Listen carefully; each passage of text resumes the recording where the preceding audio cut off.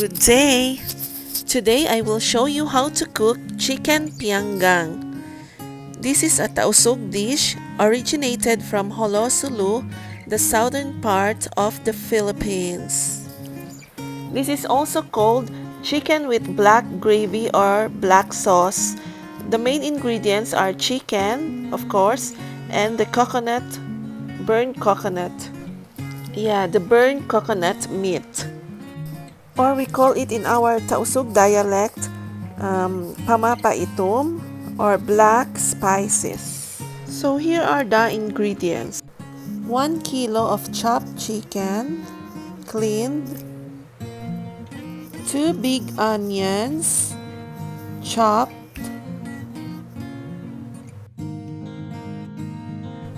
Chopped ginger. Green chilies. 4 to 5 cloves of garlic, lemongrass, turmeric powder, pamapaitom or burnt coconut milk, salt and pepper. It would be tastier if you will use the fresh turmeric than the powder. We will also use some oil and some water. To start with, we will grind all the spices or the pamapa. We will mix and we will create a paste to use in marinating the chicken.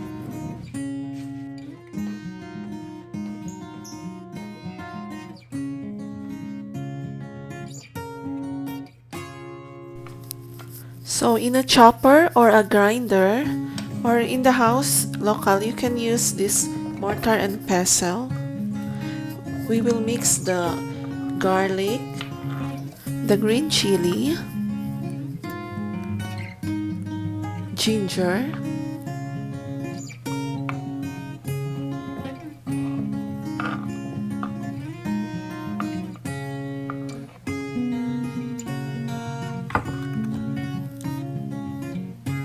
the turmeric powder. Again, if you have the fresh turmeric, it will be better. Salt and pepper, black pepper, and the burnt coconut powder or meat. They also grind it. Add some oil to make it like a paste. Around 2 tablespoons of oil.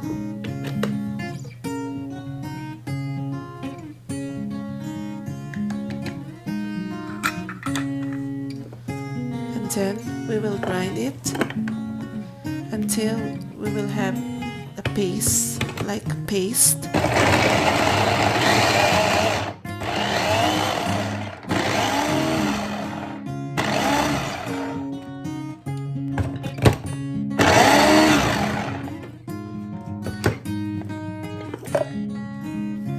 So the texture should be like this, should be like a paste. And now we will start to marinate the chicken. We will pour all the mixture we did or we made to this chicken.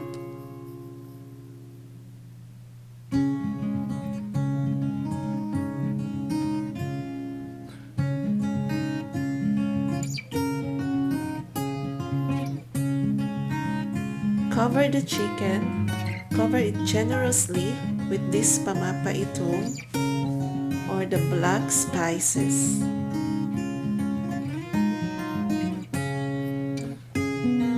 And leave it like for 20 to 30 minutes before cooking.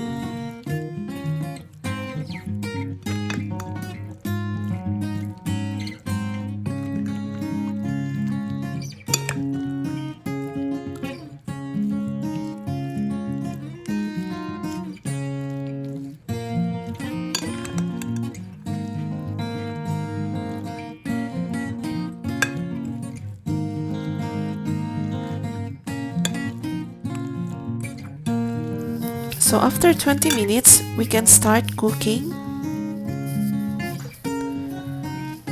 Yeah, we will heat the pan.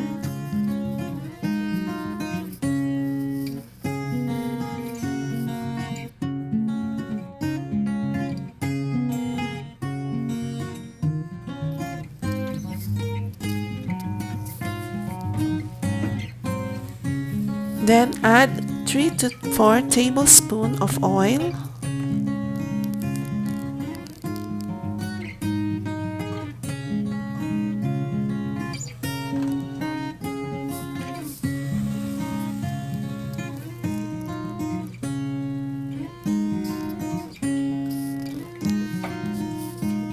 Then now we can add the onions and then mix until half cooked.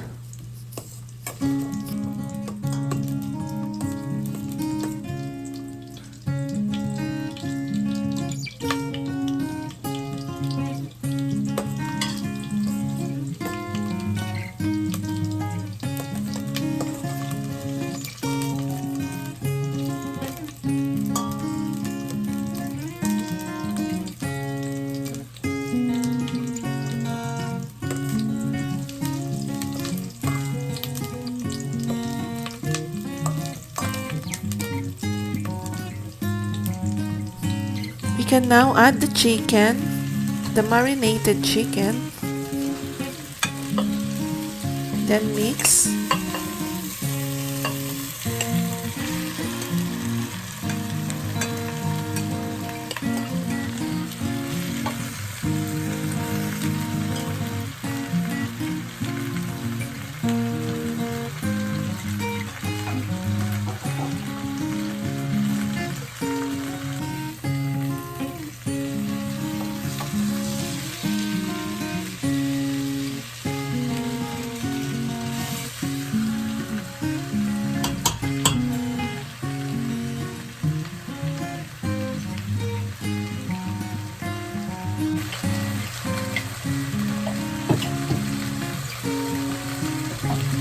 Now add the chopped lemongrass.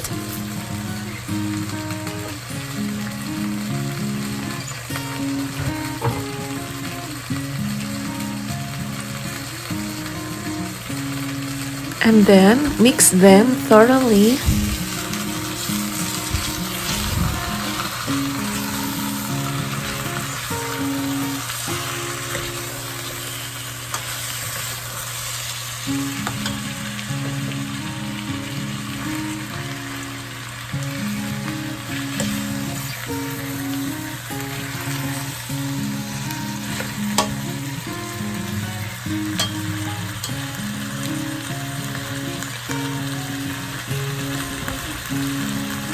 Add some water.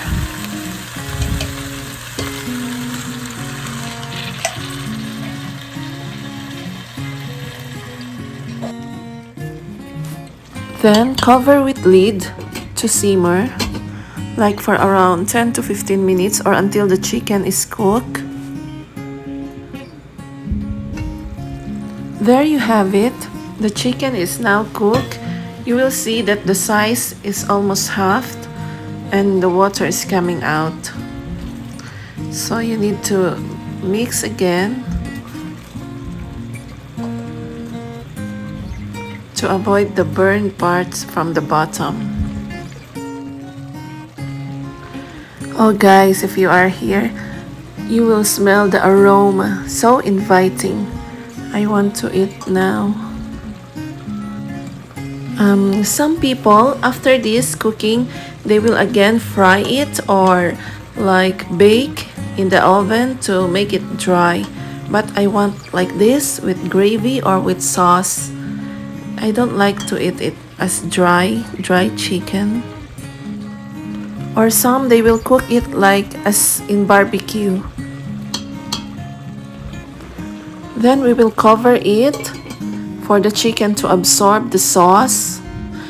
And then I forgot to add some salt because the salt we added from that pamapa itom is not enough, I think. You need to taste it and depends on your taste. If you need more salt, then you can add. For me, it's now enough. So this is the final The final look of the chicken, as you can see, it is reduced in size and it means it is perfectly done. Let's simmer it for 5 minutes. And now the chicken is ready to serve. Bon appetit!